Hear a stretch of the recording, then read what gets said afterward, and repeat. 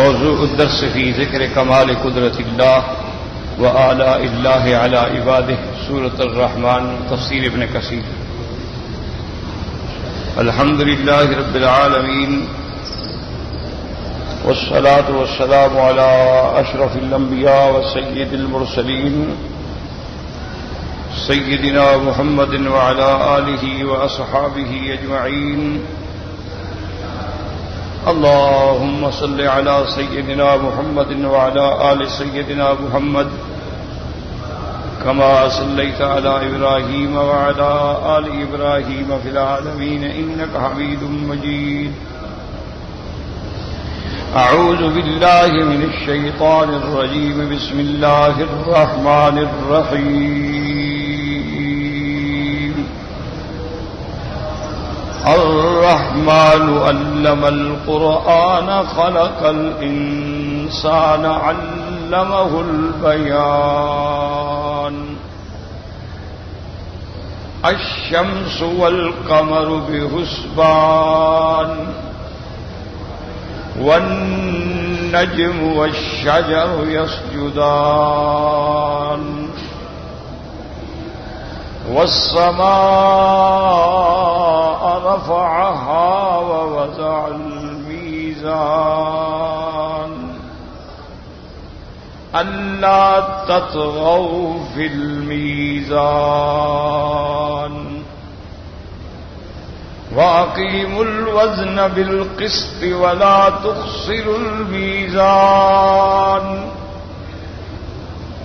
والأرض وضعها للأنام فيها فاكهة والنخل ذات الأكمام والحب ذو العصف والريحان فبأي آلاء ربكما تكذبان لا بشيء من نعم ربنا نكذب. اللہ تبارک و تعالی نے کلام مقدس کی اس سورت مبارکہ میں سب سے پہلے اپنی صفت رحمان کا ذکر فرمایا اور کئی مقامات پر تقریباً 17 آیتوں میں اللہ نے قرآن میں الرحمن علی العرش استویٰ کا ذکر فرمایا ہے. تو رحمان جو ہے جیسے میں نے عرض کیا تھا کہ یہ انتہائی مبالغے کا صفہ ہے یا مصدر ہے. تو اس کے بعد جو ساری نعمتیں ہم پڑھیں گے یہ اس کی اس رحمت کا مظہر ہے. یعنی اس کی رحمت نہ ہو تو نہ قرآن اتارتے، نہ انسانوں کو پیدا کرتے، نہ ان کو اتنی بڑی نعمتوں سے نوازتے. کسی کا کوئی مطالبہ تو نہیں تھا، نہ کسی کا کوئی حق بنتا تھا.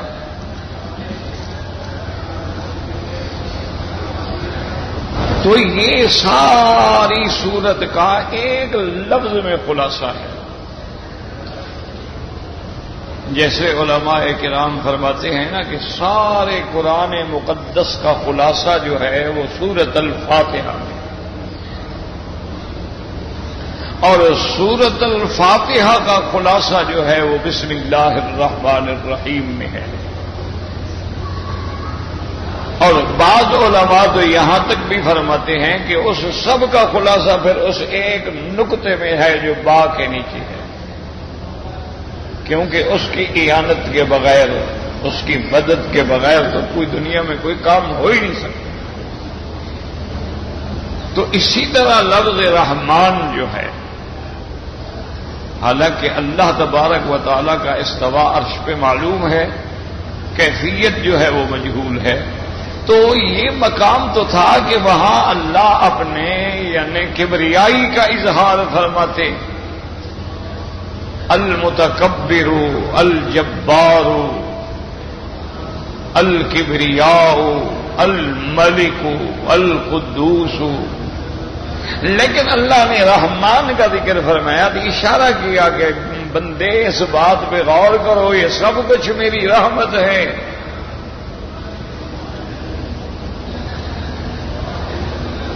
اسی لیے علماء نے فرمایا کہ حدیث مبارک میں یہ بھی آتا ہے کہ اللہ کے عرش کے نیچے ایک لوح مبارک ہے، اس لوح مبارک پہ بھی اللہ تبارک و تعالی نے اپنے حکم سے لکھ دیا ہے کہ سبقت رحمتی علی غضبی، کہ میری رحمت جو ہے وہ میرے غضب سے بھی بڑھ کر۔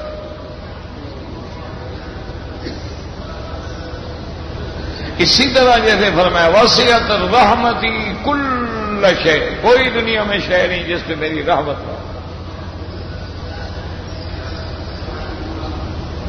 اور اسی طرح حدیث مبارک میں آتا ہے کہ اللہ نے 100 رحمتیں پیدا فرمائی ہیں، اور صرف ایک رحمت ہے جس کا نزول اللہ نے دنیا میں فرمایا ہے، باقی 99 رحمتیں محفوظ ہیں۔ صرف ایک رحمت ہے، یہ جو دنیا میں محبت ہے، مودت ہے، ماں باپ ہیں، بھائی ہیں، رشتے ہیں، پیار ہے، انس ہے، معانست ہے، مجالست ہے، یہ سب اس ایک رحمت کا سبب ہے۔ اللہ نے اس رحمت کو سب میں تقسیم کر دیا ہے، انسانوں میں، جنوں میں، حیوانوں میں، پرندوں میں۔ دیکھتے نہیں ہیں کہ چھوٹی چھوٹی چڑیا ہے کیسے اپنے بچے کے منہ میں دانہ دے رہی ہے، دیکھتے نہیں ہیں کہ چھوٹی سی چیونٹیاں ہیں لیکن جناب وہ اپنے لیے 6 مہینے کا ذخیرہ جمع کر رہی ہے، اور دیکھتے ہیں کہ اس میں اللہ نے کیسی رحمت پیدا کر دی ہے کہ اس کو بھی اپنی جنس کا، اپنی اولاد کا خیال ہے کہ ان کو خطاب کر رہی ہے کہ یا ایھا النمل ادخلوا مساکنکم، اپنے اپنے بلوں میں گھس جاؤ، لا یحطمنکم سلیمان وجنودہ وہم لا یشعرون، کہیں حضرت سلیمان ان کا لشکر تمہیں روند نہ ڈالے۔ کتنی رحمت ہے تو ان کو بچانے کی کوشش کر رہی۔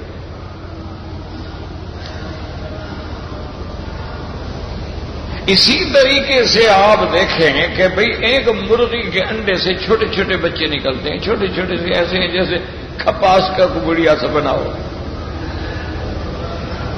اور جناب جب کوئی بلی یا کوئی موذی چیز آنے لگے کیسے ماں اپنے پروں کے نیچے ان کو پناہ دیتی ہے۔ یہ وہ رحمت تو ہے نا جو اس کے دل میں ڈالتی ہے اللہ نے۔ دیکھا نہیں آپ نے کہ بلی ہے اپنے چھوٹے چھوٹے بچوں کی حفاظت کے لیے کیسے پہرا دیتی ہے، کوئی بندہ چھیڑے تو آگے کھڑی ہو جاتی ہے۔ تو اس لیے صرف ایک لفظ رحمت پہ اگر غور کریں تو یہ سارا نظام عالم ہی اس کی رحمت ہے۔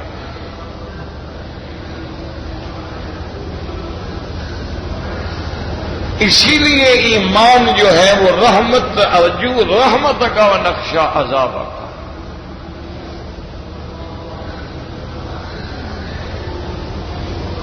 تو سب سے پہلے اللہ تبارک و تعالی نے اپنی صفت رحمت کا ذکر فرمایا، اور یہ بھی اس کی صفت ذات ہے کہ الرحمن، یہ اسی کی ذات ہے۔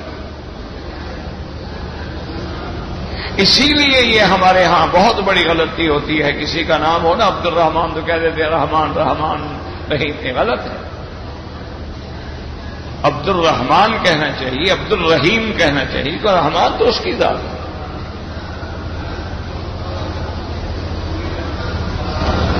اور اس کے بعد اللہ تبارک و تعالی نے تعلیم قرآن کا ذکر فرمایا کہ اس رحمان کی رحمت کا سب سے بڑا انعام جو ہے وہ قرآن اور اس کی تعلیم ہے۔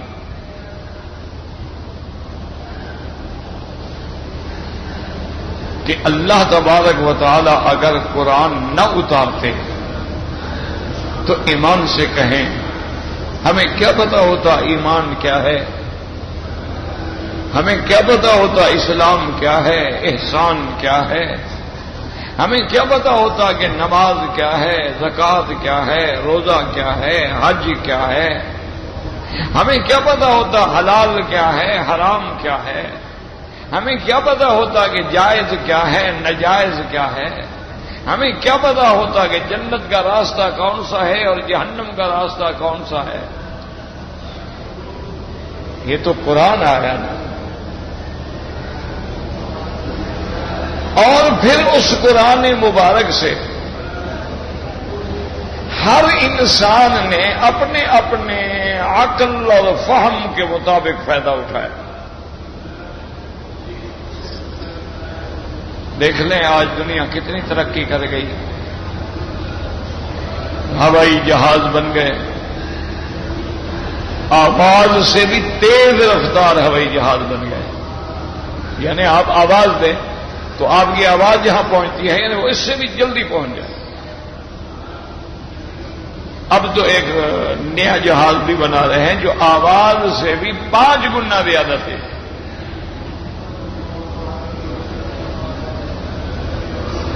اسی طریقے سے آپ دیکھیں کہ کیسے انہوں نے سیٹلائٹ بنا دیے ہیں، کیسے انہوں نے اقمار صناعیہ بنا دیے ہیں۔ اسی طرح آپ دیکھیں کہ کیسے انہوں نے سمندروں کے سینے پہ چلنے والے عظیم اور مہیب جہاز بنا دیے ہیں جو 1000 ٹن بوجھ اٹھا کے چل رہے ہیں۔ اسی طرح آپ دیکھتے ہیں کہ انہوں نے ایک چھوٹی سی کیمرہ بنا دیا ہے، چھوٹی سی فلم بنا دی ہے جس میں 30 جلد کتابیں آ جاتی ہیں۔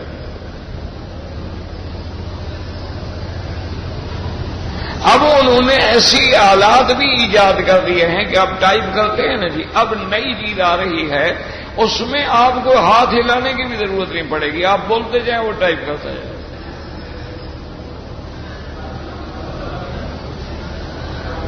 اسی طرح اب جو ہے ایسے موبائل آ گئے، وہ تو مارکیٹ میں بھی آ گئے کہ وہ آپ کی آواز جو ہے اس کے اندر فیڈ کر دی جائے گی، بس آپ بولیں گے کہ بھئی محمد مکی کا نمبر ملاؤ، وہ خود ملا دے گا۔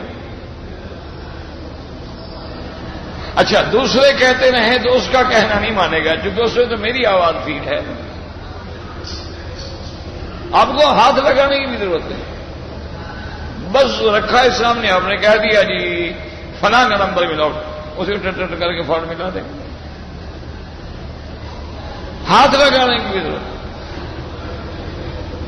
ایسی ایسی چیزیں انہوں نے ایجاد کر ڈالی ہیں کہ اب ایک ایسی انہوں نے سافٹ ویئر بنا دی ہے کہ جس سے مثلا میں یہ چاہتا ہوں کہ بھئی یہ ابن کثیر ہے، اس کا اردو ترجمہ ہو جائے، تو اب اردو ترجمہ کرنا کوئی آسان تو ہے نہیں، لیکن اب انہوں نے ایسا کر دیا ہے کہ میں پڑھتا جاؤں گا اور اس کو اردو ترجمے میں فٹ کر وہ ساتھ ترجمہ کرتی جائے گی خود بخود۔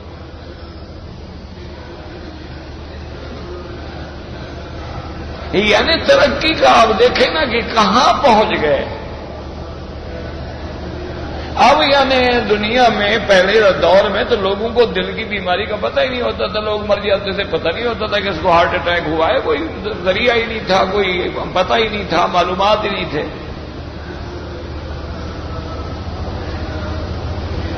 یہ تو اب انہوں نے بنا دی ہے نا جی، اسی جی کرا لیں، اچھا جی اس سے نہیں پتہ لگ رہا، اچھا جی ایکو کرا لیں، اچھا جی اس سے بھی پتہ نہیں لگ رہا ہے۔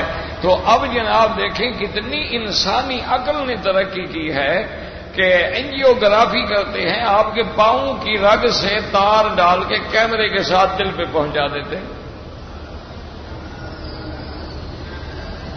یعنی رگ پاؤں میں ہے، اس رگ سے انہوں نے ایک باریک سی تار ڈالی، اس کے سرے پہ کیمرہ لگا ہوا ہے، وہ جا کے سیدھے دل پہ پہنچا۔ اچھا اور جس کا کر رہے ہیں اینجیوگرافی وہ دیکھ بھی رہا ہے، یہ نہیں کہ اس کو بے ہوش بھی نہیں کیا گیا۔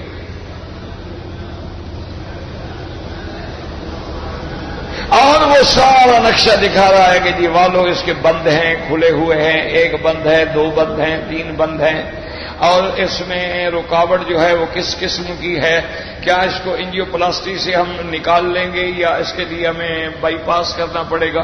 اچھا اب دل کا آپریشن ان کے لیے ایسے ہو گیا یہ مذاق ہو، نہیں یعنی اب یہ کوئی مسئلہ نہیں رہا ان کے لیے، وہ اتنے ایڈوانس ہو گئے ہیں کہ آدمی کا صبح کو 7 بجے ہارٹ کا آپریشن ہے، شام کو وہ کہتے ہیں بھی اٹھو اپنے چلو پھرو حمام جاؤ، کیا تم پڑے ہوئے، بس آپریشن ہو گیا جاؤ خلاص، اس کے لیے ان کے لیے کوئی چیز ہی نہیں ہے۔ اچھا اب یہ بڑے بڑے داغ ہو جاتے تھے، سینہ چیرا جاتا ہے، اللہ معاف کرے مذاق تو نہیں ہوتی نا، اب انہوں نے ایسی جناب آپ انسانی جلد سے ایسے دھاگے بنا لیے ہیں کہ اس سے جب ٹانکا لگاتے ہیں وہ جلد میں مل جاتا ہے، بعد میں پتہ ہی نہیں کہ کہاں کھولا تھا۔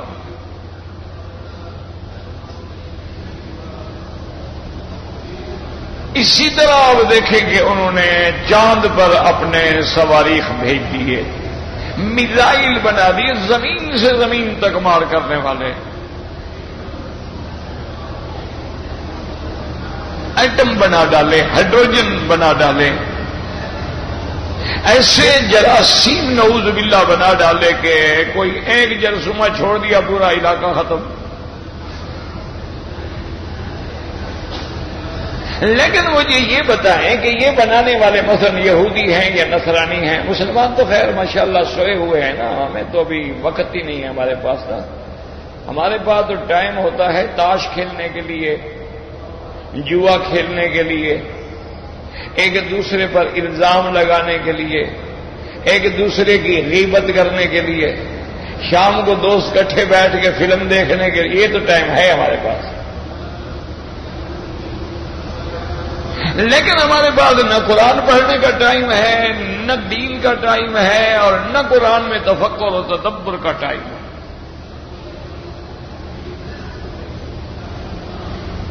تو اس پہ ذرا غور کریں، آپ کو اللہ نے عقل تو دیا ہے نا، بہرحال روٹی بھی کھاتے ہیں، عقل ہے آپ کو، اللہ نے ہر بندے کو عقل دیا ہے، بھی روٹی منہ سے کھائی جاتی ہے، ناک سے تو کوئی نہیں کھاتا۔ تو یہ جتنی ترقی مثلا یہودی پروفیسرز نے، سائنٹسٹ نے کی یا نصرانیوں نے، انہوں نے حضرت عیسیٰ علیہ السلام اور حضرت موسیٰ علیہ السلام کے زمانے میں ایسی چیزیں کیوں نہیں بنائیں؟ بھئی ان کے دین کا معراج تو وہ تھا نا جب موسیٰ علیہ السلام خود موجود تھے، ان کے دین کا معراج تو تب تھا نا جب عیسیٰ علیہ السلام خود دنیا میں موجود تھے، اب تو آسمانوں میں ہیں، اس وقت تو انہوں نے ایک چھوٹا سا سائیکل بھی نہیں بنایا جو آج ہوائی جہاز بنا رہے ہیں۔ اس کی وجہ کیا ہے؟ کبھی غور کیا ہے؟ کبھی سوچا ہے؟ اس کی وجہ یہ ہے کہ جب تک قرآن نہیں آیا ہے، یہ علم بھی نہیں تھا، علم ہوتا تو ترقی کرتے نا۔ یہ تو قرآن آیا، اس نے آ کے الرحمن، اس نے اپنے رحمت سے قرآن پڑھا دیا، قرآن سکھا دیا، اور قرآن میں اللہ تبارک و تعالی نے ہر مشکل کا حل رکھ دیا، بات صرف سوچنے کی ہے۔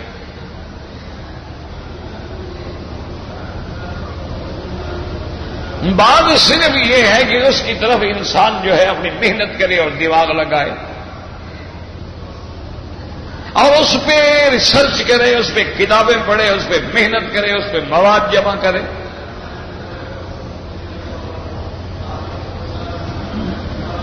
اسی لیے مثال کے طور پر میں اس کی چھوٹی سی ایک بات کہہ دوں کہ لفظ آ گیا الرحمن، آپ اسی پہ غور کریں کہ قرآن میں یہ لفظ کہاں کہاں ہے۔ کہیں فرماتے ہیں بسم اللہ الرحمن الرحیم، کہیں فرماتے ہیں الرحمن علی العرش استوى، کہیں فرماتے ہیں قل ادعوا اللہ او ادعوا الرحمن، کہیں فرماتے ہیں وما ينبغي للرحمن ان يتخذ ولدا، یہ سارا اگر صرف آپ اسی ایک لفظ پہ غور کریں نا، جنہوں نے محنت کی ہے لفظ اللہ پر علماء نے کتابیں لکھی ہیں۔ اب متاخرین علماء میں سے ہمارے بھائی بھی تھے اور بڑا محبت بھی تھی، پیار بھی تھا، حضرت محمد موسیٰ روحانی بازی رحمت اللہ علیہ، اللہ ان کی قبر پہ رحمتیں فرمائے، صرف لفظ اللہ پہ 350 صفحے کی اتنی بڑی کتاب لکھی۔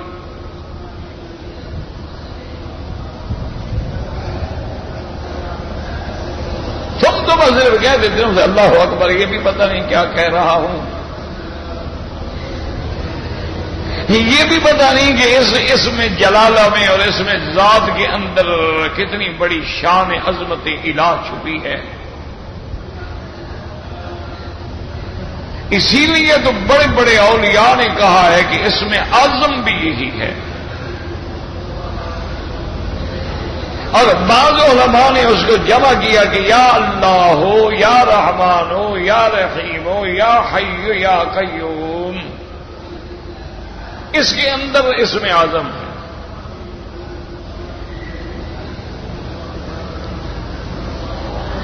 لیکن اس طرف تو میرا بھائی ہماری توجہ ہی نہیں ہے نا، ہم تو نماز پڑھ رہے ہیں تو بس فرض اتار رہے ہیں، کوئی پتہ نہیں ہے کہ بھئی امام نے قرآن شریف کی کون سی آیات پڑھی ہے، اور ان میں ان آیات مبارکہ کا منتقل چلو زیادہ سے زیادہ نہ ہو، کم سے کم ظاہری لفظی ترجمے کا تو پتہ لگ جائے۔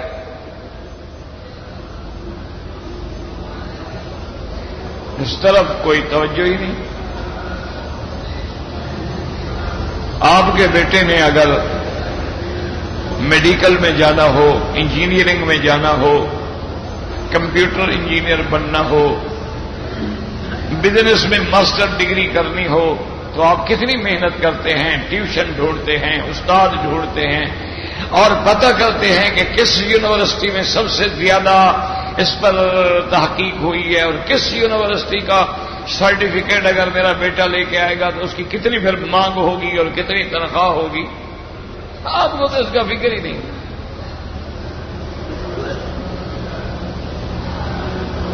لیکن دشمن نے اسی میں محنت کی ہے جس کو تم نے ضائع کر دیا ہے۔ اب دیکھیں آپ کا بچہ مثلا ڈاکٹری پڑھنے جاتا ہے، اگر وہ اپنے اسی مضمون میں ٹاپ کر جائے تو وہ کہتے ہیں بابا جتنی تنخواہ لیتے ہو ہمارے ملک میں رہو۔ کسی نے اگر پی ایچ ڈی کی ہے کسی خاص علم میں، وہ کہتے ہیں یار تم کتنا تنخواہ لو گے، چلو،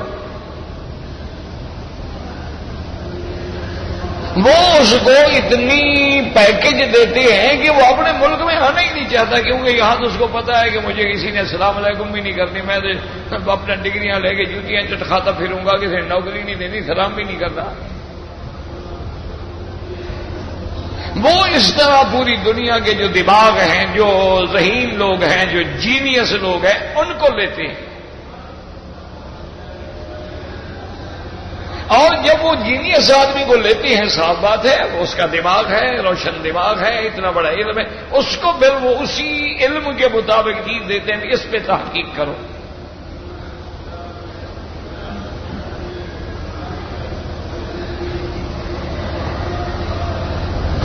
اسی لیے وہ نئی ایجادات دنیا میں لے کے آ رہے ہیں۔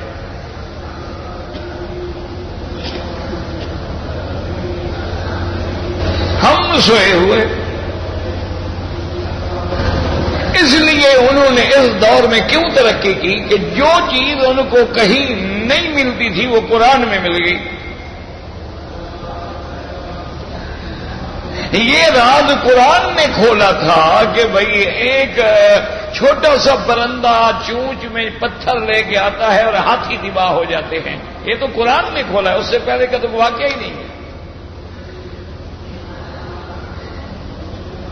اور اس کے بعد یہ راز تو قرآن نے کھولا تھا کہ کیا ذرہ جو ہے وہ قابل تقسیم ہے یا قابل تقسیم نہیں. حد سے پہلے تو یہ بات ہی نہیں تھی, تو قرآن نے کھولا. بلا اصغر من ذالک ولا اکبر, کہ ذرہ بھی قابل تقسیم ہے. یہ تو قرآن نے کھولا.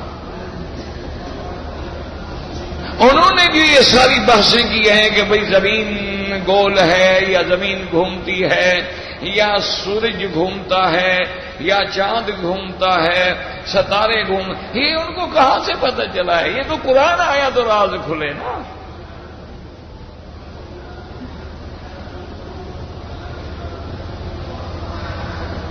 اور اللہ نے اس پیغمبر پہ قرآن اتارا, النبی الامی, جس نے کبھی کسی سے نہیں پڑھا, تاکہ کوئی کل میرے مدنی پر الزام نہ لگا سکے کہ یہ تو فلاں جگہ پڑھ کے آیا ہے. فرمایا نا یہ کہیں نہیں پڑھا ہے, اس کو میں نے خود پڑھایا ہے. سنوکریوں کا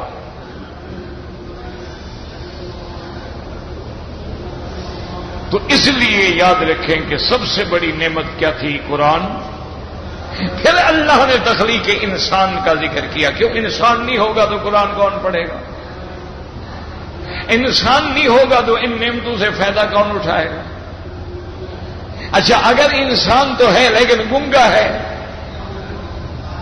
انسان ہے بڑا خوبصورت ہے, جوان ہے, ٹھیک ہے, گنگا ہے بیچارہ, وہ کیا کرے؟ کیا سمجھے؟ اشارے بشارے کرے گا, کتنا سمجھو گے؟ اللہ نے فرمایا نا انسان میں نے پیدا کیا تو اس کو میں نے بولنا بھی سکھایا. علمہ البیان,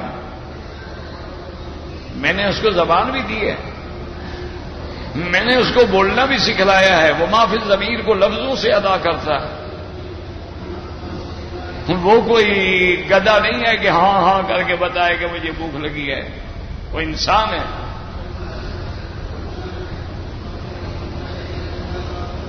اسی لیے علماء میں اور بڑے بڑے فرق میں بحث ہوتی ہے نا کہ بھئی انسان افضل ہے. کیوں افضل ہے؟ انہوں نے کہا بھی انسان بولتا ہے. تو اللہ نے پہلے سب سے عظیم صفت کا ذکر کیا کہ الرحمن.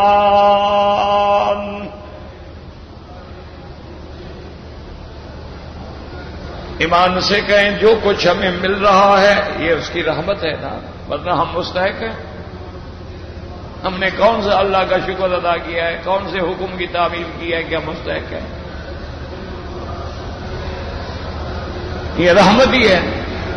اچھا, وہ اگر ہمیں انسان نہ بناتے جناب, کو بندر بنا دیتے, کو بھولو بنا دیتے, کو ریچھ بنا دیتے, تو ہم بھی کسی سرکس میں یا کسی چڑیا گھر میں کھڑے ہوتے. یہ اس کا کرم ہے. اچھا, ہمیں انسان تو بنا دیتے لیکن کافر بنا دیتے تو جہنم کا ٹھکانہ ہوتا. ہمیں پتہ ہی نہ ہوتا کہ جنت جہنم کا فلسفہ کیا ہے.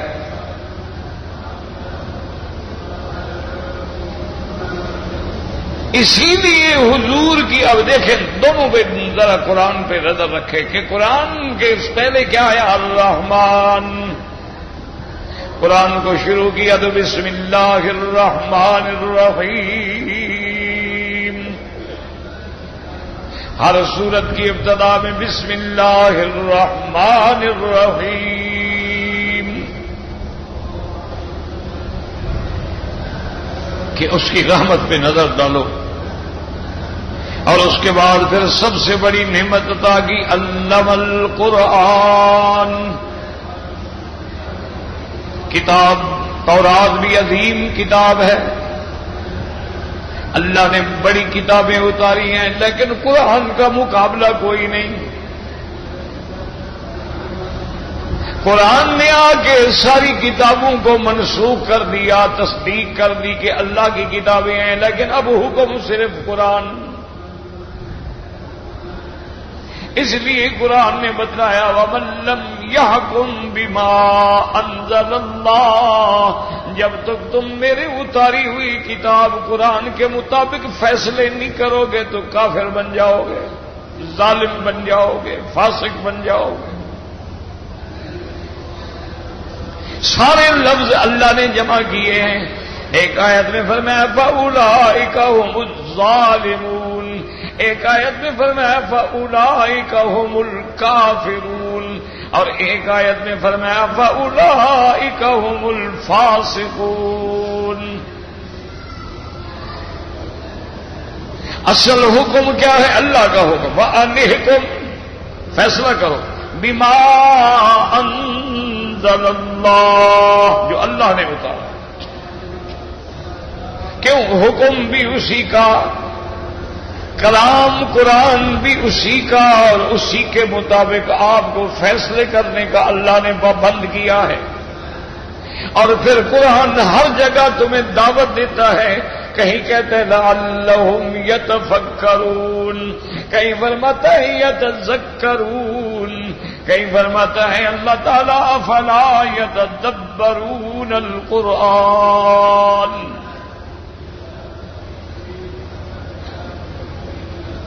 مسلمانوں، دشمن نے قرآن پہ غور کیا، آج وہ ترقی کی معراج پہ پہنچ گئے، اور تم نے قرآن کا دامن چھوڑا، آج ذلت کی غار میں گر گئے۔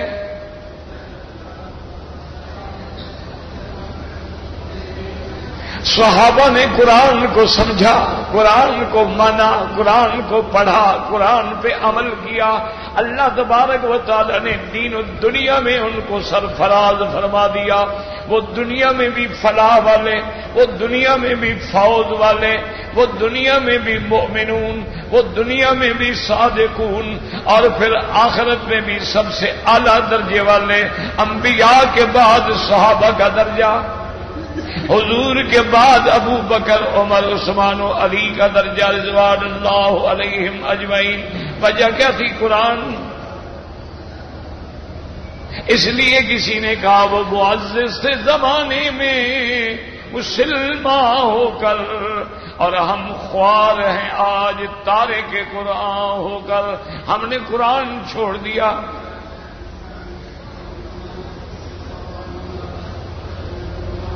یعنی آپ بغیر کسی اعتراض کے ٹھنڈے دل سے مہربانی کر کے غور کریں، آج ہماری ملکوں میں یعنی جو ایلیٹ کلاس ہے، جو بڑے لوگ ہیں، بڑے آدمی ہیں، ان کے گھروں میں کتنے لڑکے لڑکی ہیں جن کو قرآن شریف آتا ہے؟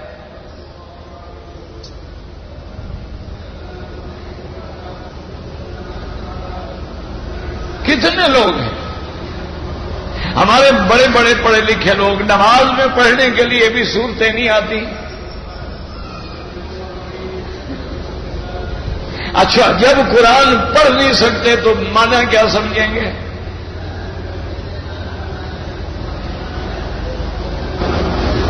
اور دیکھیں قرآن پڑھانے والے کون تھے؟ علماء، مولوی، طالب۔ اسی لیے انگریز نے انہی سے نفرت دلائی کہ او سب کچھ کرو، ان مولویوں کی بات نہیں جاننا۔ کیوں؟ ان سے لگیں گے تو پھر قرآن پڑھیں گے، قرآن پڑھیں گے تو پھر تو پوری دنیا کے راز ان پہ کھل جائیں گے۔ ورنہ ان کو کیا تکلیف ہے مولویوں سے؟ مولوی ان کے گھر سے کھاتا ہے، کافروں سے کھاتا ہے، انگریز سے کھاتا ہے، اس کو کیا تکلیف ہے؟ اگر کبھی علماء کو ختم کرو، قرآن پڑھنے والوں کو ختم کرو۔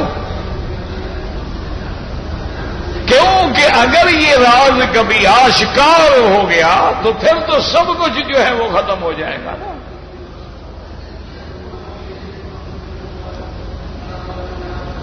اب اگر کسی اہل علم نے محنت کر کے بینکنگ کے نظام کو قرآن اور حدیث کے مطابق، سنت کے مطابق چلانے کے لیے کوشش کی ہے، اپنے برائے سب اس کے پیچھے پڑ گئے۔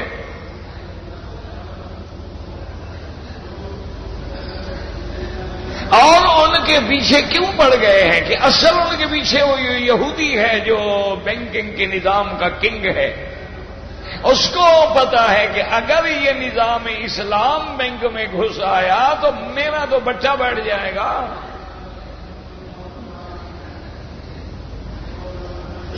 وہ زور لگاتا ہے، اور زور کیسے لگاتے ہیں؟ تمہارے غریبوں کو خرید کر،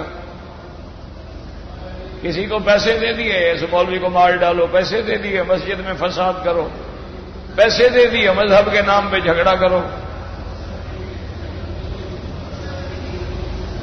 یہ پیچھے سے ڈوری ہلانے والا وہی دشمن ہوتا ہے، لیکن وہ اتنا ذہین ہے کہ سامنے آتا ہی نہیں۔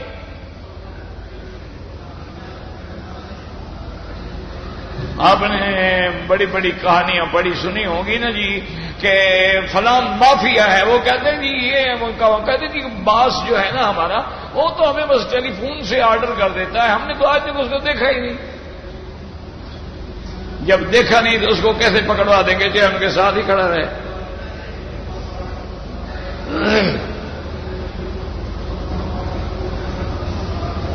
اسی لیے شیطان چیختا ہے، اسی لیے اللہ کے نبی نے فرمایا ہے کہ ایک عالم جو ہے اشد علی الشیطان من 1000 عابد، 1000 پیر فقیر بزرگ سے ایک عالم جو ہے وہ شیطان کے لیے زیادہ سخت ہے۔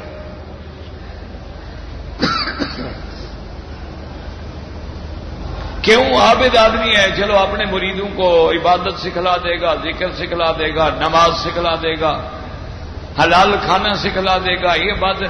لیکن عالم دین نے تو قرآن پاک کے جب نکات بیان کر رہے ہیں اور قرآن سینوں میں جب اترے گا تو لوگ تو پھر قرآن کے لیے تڑپیں گے، اور تڑپیں گے تو پھر قرآن کے لیے تیار ہوں گے۔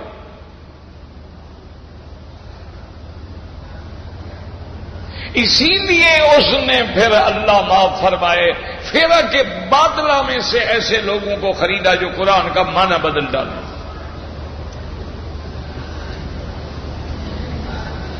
انہوں نے قرآن کے معانی کو بدل ڈالا۔ دیکھیں نا، اب قرآن مسئلہ ہے، یا ایھا النبی لم تحرم ما احل اللہ لک تبتغی مرضات ازواجک۔ یہاں اس نے کیا ترجمہ کروایا؟ یا ایھا النبی، مانا نبی چونکہ خبر دینے والا بھی ہوتا ہے اور نبی اونچی شان والا بھی ہوتا ہے، انہوں نے ایک لفظ جو ہے اندر ڈال دیا، اے غیب کے خبر دینے والے۔ قرآن کا معنی ہی بدل گیا۔ یہ غیب کہاں سے آ گیا؟ انہوں نے کہا کہ نبی کا تو معنی ہی یہی ہوتا ہے نا، غیب کی خبر دینے والا۔ نبی غیب دان ہوتا ہے، نبی عالم الغیب ہوتا ہے، نبی جو ہے وہ علم کلی اور جزوی ما کان و ما یکون کا عالم ہوتا ہے۔ یہ فلسفہ پہلے کہاں سے آیا؟ شیعہ سے، کہ ہر امام ان کا عالم الغیب، ہر امام جو ہے ان کا عقیدہ ہے وہ عالم الغیب ہوتا ہے۔ اور اتنے بڑے جاہل ہیں، پھر یہ بھی کہتے ہیں کہ حضرت حسین شہید ہو گئے، ساری رات سفر کرتے رہے تو صبح کو دیکھا جہاں سے چلے تھے وہیں آ گئے، تو علم غیب والے کو راستے کا پتہ بھی نہیں چلا۔ علم غیب والے امام کو یہ بھی پتہ نہیں چلا کہ مسلم ابن عقیل شہید ہو گئے، ان کے بچے شہید ہو گئے، اب میں تو نہ جاؤں مدینہ چھوڑ کر۔ عجیب باتیں ہیں، بس لوگوں کے دماغ میں بٹھانا ہے۔ انہوں نے جب اماموں کے لیے یہ دعویٰ کیا تو ہمارے اہل بدعت پارٹی نے کہا نہیں، نبی عالم الغیب ہوتا ہے۔ اب جب بیچارے کچھ تھوڑے بہت پڑھے لکھے لوگوں نے کہا نہیں بابا کیا کرے، عالم الغیب تو خدا ہوتا ہے۔ انہوں نے کہا بے وقوف، خدا کیسے عالم الغیب ہوتا ہے؟ اللہ کے آگے تو کوئی چیز غیب ہے ہی نہیں، تو عالم الغیب کیسے ہوا؟ عالم الغیب تو ہوتا ہی نبی ہے۔ انہوں نے کہا سبحان اللہ، دیکھو مولوی صاحب نے کیسے مسئلہ سمجھا یار، کمال کر دیا، واقعی اللہ کے آگے تو کوئی چیز غیب نہیں۔ تو جب اس کے آگے ہر چیز موجود ہے، حاضر ہے، تو اس کے آگے تو غیب ہوا نا، پھر وہ عالم الغیب کیسے ہو گیا؟ عالم الغیب تو وہ ہوتا ہے نا جس کے آگے غیب ہو اور پھر اس کو اس کا علم ہو جائے، تو وہ کہتے ہیں عالم الغیب تو نبی ہوتا ہے یا پیر ہوتا ہے، ولی ہوتا ہے۔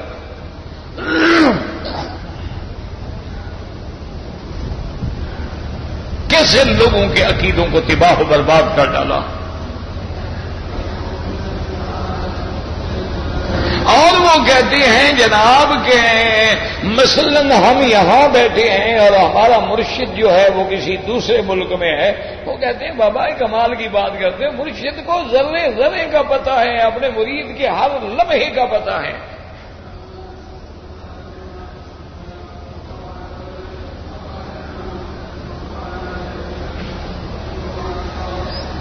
اللہ معاف فرمائے، وہ کہتے ہیں وہ تو عالم الغیب تو ہوتا ہی ولی ہے، ہوتا ہی نبی ہے، خدا تو عالم الغیب ہو ہی نہیں سکتا۔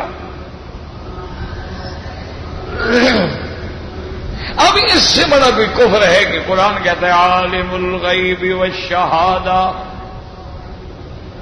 قرآن کہتا ہے عالم الغیب اور شہادہ، علم غیب اور حاضر غیب چھپے کے جاننے والا اللہ ہے۔ قرآن کہتے ہیں عالم الغیب اللہ ہے، کہتے ہیں نہیں اللہ نہیں ہو سکتا، تو قرآن کا انکار ہو گیا، کافر تو ہو گیا بندہ سیدھا۔ یاد رکھو عالم الغیب والشہادہ کا معنی یہ ہے، اللہ فرماتے ہیں میرے بندے جو تجھ سے غیب ہے میں اس کے بھی جاننے والا ہوں، تو نہیں جانتا ہے۔ غیب مانا جو تجھ سے چھپا ہوا ہے۔ ایک آدمی دل میں ایک بات رکھ کے بیٹھا ہے، کوئی نہیں جانتا لیکن اللہ جانتے ہیں۔ ایک آدمی کوئی چیز چھپا کے بیٹھا ہوا ہے، کوئی نہیں جانتا، تمہاری نظر سے غائب ہے، تمہیں پتا نہیں ہے کہ اس نے پرس ڈالا ہوا ہے یا تمہیں مارنے کے لیے کوئی پسٹل ڈالا ہوا ہے، لیکن جو تم سے غائب ہے اللہ نے فرمایا اس کو بھی میں جانتا ہوں میرے بندے۔ یہ معنی ہے غیب کا۔ اور دیکھو یا ایھا النبی لم تحرم، یہ سورت تحریم ہے۔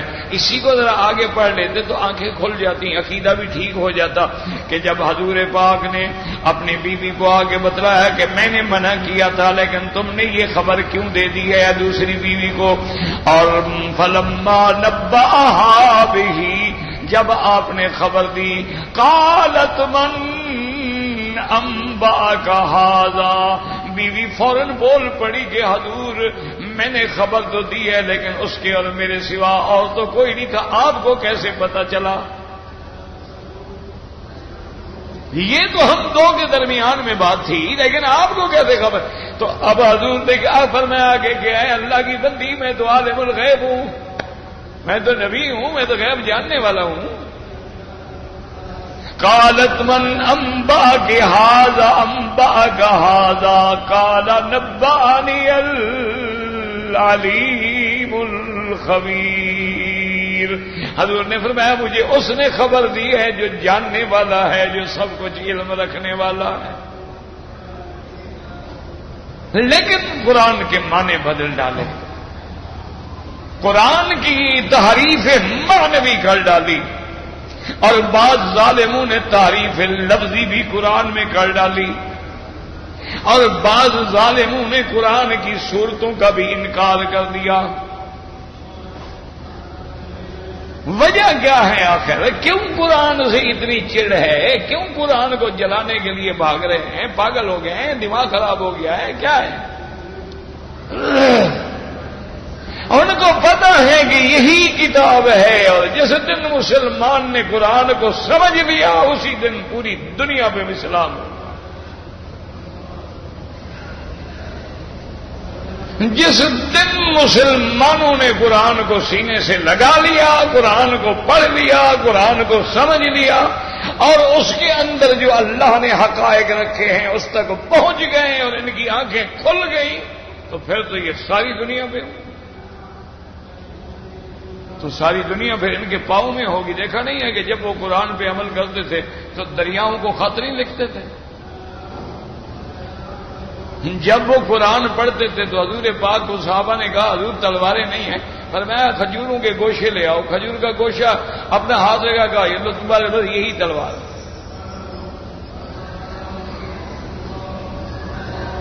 دشمن نے گھیرا ڈالا ہوا ہے، مٹی اٹھائی پھینکی، وہ سارے اندھے ہو گئے۔ تو قرآن میں تو ہر چیز ہے نا، اس لیے اللہ نے فرمایا میرا مدنی کافر تدبیریں کر رہے تھے آپ کے قتل کرنے کی۔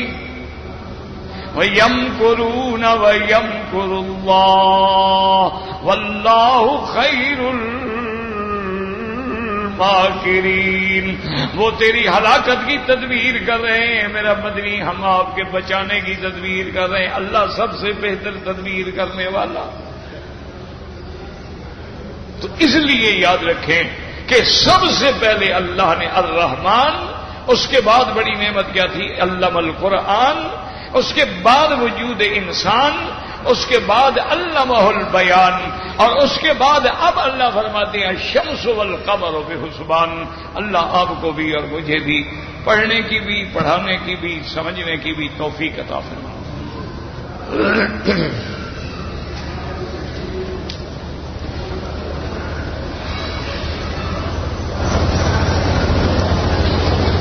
کہتے جی کہ جدے میں رہائش رکھنے والے جو ہیں وہ جدے سے حج کرنے کے لیے آتے ہیں اور چوری آتے ہیں۔ پہلی بات تو یہ ہے، یاد رکھو کہ اس ملک میں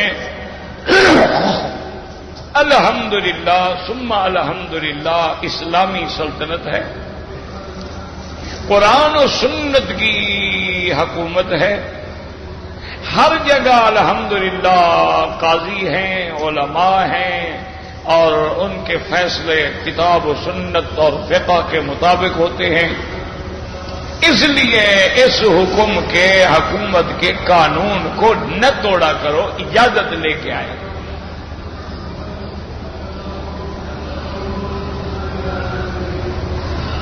تو بغیر اجازت میں بڑی مشکلات ہیں، پہنچ گئے نہ پہنچے، پکڑے گئے، احرام باندھا ہوا ہے، کیا ضرورت ہے؟ تو اس لیے سب سے پہلی چیز تو یہ ہے کہ قانون کو نہ توڑیں۔ لیکن اگر کسی جدے والے نے جدے سے احرام مثلا نہیں باندھا، حد حرم کے باہر آگے احرام باندھ لیا تو وہ بھی ٹھیک ہے، وہ بھی کوئی مسئلہ نہیں، تب بھی اس کا حج جو ہے وہ ہو جائے گا۔ لیکن کوشش یہی کیا کریں، کیوں نظام کو ہم قائم رکھیں گے نا میرا بھائی، اسی میں بھلائی ہے۔ کیوں ایک ان کا ایک خطہ ہوتا ہے کہ بھئی اس سال مثلا 30 لاکھ آدمی حج کرے گا، اگر 4 لاکھ چوری والا بھی آ جائے تو پھر وہ نظام تو سارا درہم برہم ہو گیا نا۔ ان 4 لاکھ کے لیے گاڑیاں، ان کے لیے خیمہ، ان کے لیے بیٹھنے کی جگہ، ان کے لیے سڑکیں، پھر یہی ہوگا کہ جام ہوگے، سب کے لیے تم تکلیف کا باعث بنو گے۔ اللہ نے حج نصیب کیا الحمدللہ، ورنہ نظام کے مطابق کریں۔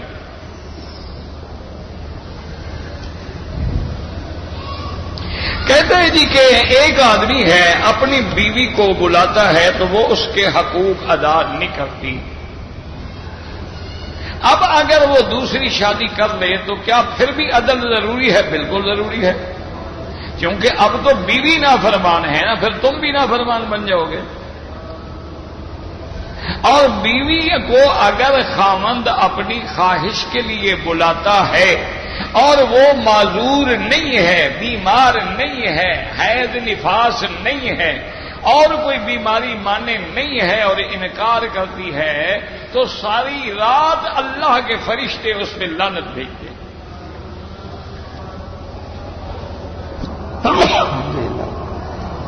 کیونکہ بیوی کا تو مقصد یہی ہے نا کہ اپنے خامند کی خواہشات نفس کو پورا کرے تاکہ خامند گناہوں سے بچے، جہنم سے بچے۔ اور اگر وہ اس کی خواہشات کو پورا نہیں کرتی ہے تو اس کے گناہ کرنے کا سبب بن رہی ہے۔ لیکن اگر تم دوسری شادی کرو گے، عدل پھر بھی ضروری ہے، لیکن اس کے باوجود بھی اس کی کوئی اصلاح نہیں ہو سکتی ہے، تو ایک اس کے خاندان سے، ایک اپنے خاندان سے آدمی بٹھا کے سمجھاؤ، نہ سمجھے پھر فیصلہ کر لو، پھر اس کے بعد اسی لیے اللہ نے طلاق کی اجازت دی ہے۔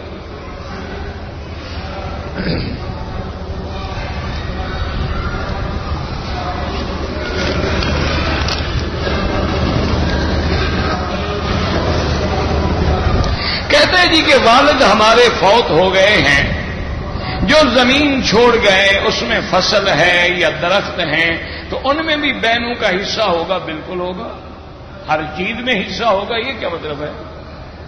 لڑکے کے 2 حصے ہوں گے، لڑکی کا 1 حصہ ہوگا، ہر چیز میں ہوگا جو والد نے چھوڑی ہے۔ وہ شادی شدہ ہیں تو کیا ہو گیا؟ ان کی وراثت تو نہیں ختم ہو جاتی شادی ہونے سے. وہ اپنے ماں باپ کی وارث ہیں، ہر حال میں وارث ہیں. لیکن اللہ نے تمہیں 2 حصے دیے ہیں، ان کو ایک ایک حصہ دیا ہے، لیکن وہ ہر چیز میں دینا ہوگا.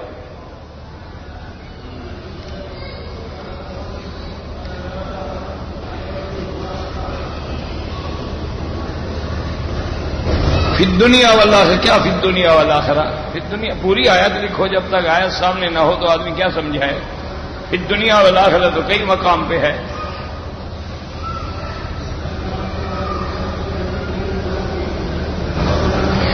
جب تکبیر ہو رہی ہوتی ہے تو امام احمد ابن حنبل رحمت اللہ علیہ فرماتے ہیں کہ جب مکبر کہے حی علی الصلاۃ تو کھڑے ہو جائیں. اور احناف کے نزدیک ہے کہ جب مکبر کہے قد قامت الصلاۃ قد قامت الصلاۃ تو کھڑے ہو. بہرحال یہ مستحبات ہیں، یاد رکھو، ورنہ حالات ہیں. آپ ایسے مقام پہ بیٹھے ہیں کہ سب بننے میں جھگڑا ہو جائے گا تو آپ جلدی بھی کھڑے ہو سکتے ہیں، کوئی ایسی بات نہیں.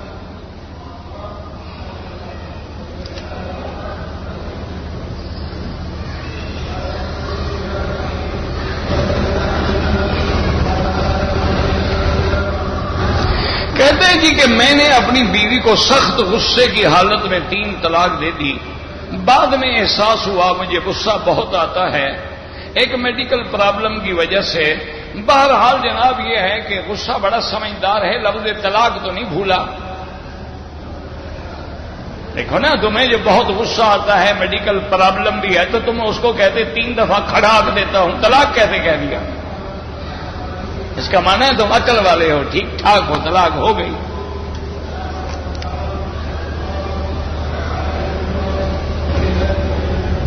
باقی بہتر یہ ہے کہ طلاق کے مسائل جو ہیں وہ دارالافتاء سے رجوع کریں.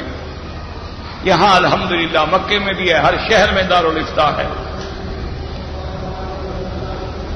میں مکہ مکرمہ میں مقیم ہوں، میں نے عمرہ کیا ہے، تو اب آپ حج کریں گے تو 1 بکری دیں گے.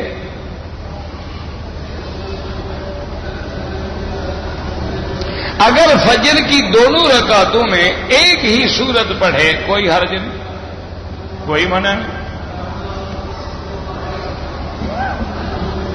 اگر کسی نے پہلی رکعت میں سورت اخلاص پڑھی اور دوسری رکعت میں ایلاف قریش پڑھ لی تب بھی کوئی حرج نہیں، نماز ٹھیک ہو جائے گی. لیکن کوشش کریں کہ ترتیب کے مطابق پڑھیں.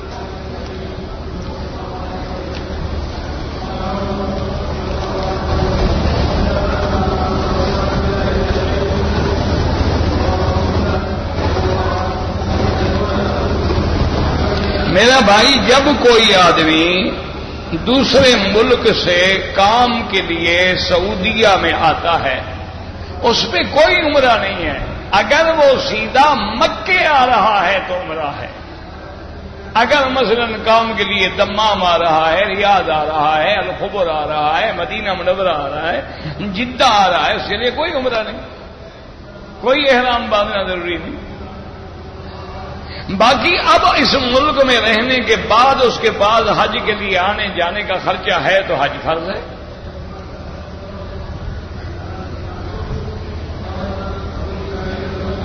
بہرحال آپ نے شوال کے بعد مدینہ منورہ سے عمرہ کیا ہے تو انشاءاللہ 1 بکری آپ دیں گے. بعض علماء فرماتے ہیں یہ تمتع کی بکری ہوگی اور بعض کہتے ہیں دم جبر ہوگی، لیکن بہرحال یہ تمتع ہی ہوگا انشاءاللہ.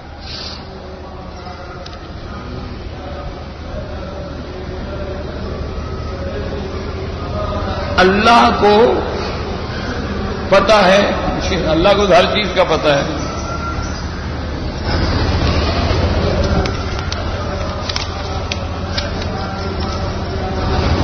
میں نے اپنی بیوی کو سخت غصے کی حالت میں طلاق دی.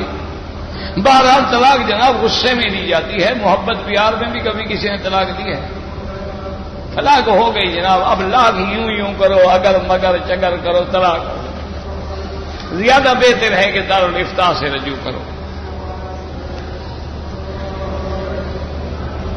اگر ایک آدمی نے 2-3 طواف اکٹھے کر لیے، بعد میں 2 رکعت پڑھ لی، جائز ہے، کوئی مسئلہ نہیں. افضل یہ ہے کہ ہر طواف کے بعد 2 رکعت پڑھو پھر شروع کرو.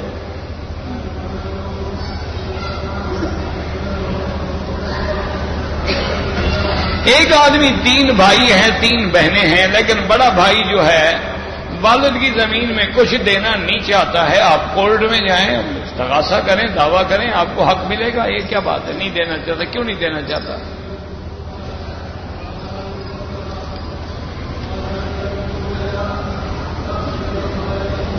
کہتے ہیں جی کہ میں حافظ قرآن ہوں اور ہوٹل میں کام کرتا ہوں صفائی کا، تو ہر وقت تو لازمی بات ہے میں باوضو نہیں ہوتا. تو وضو نہ بھی ہو تو یاد تو قرآن آپ پڑھ سکتے ہیں، آپ حافظ ہیں، پڑھتے رہیں، کوئی بات نہیں. بے وضو ہاتھ نہ لگائیں. یہ تو نہیں کہ یاد بھی ہو تو نہ پڑھیں.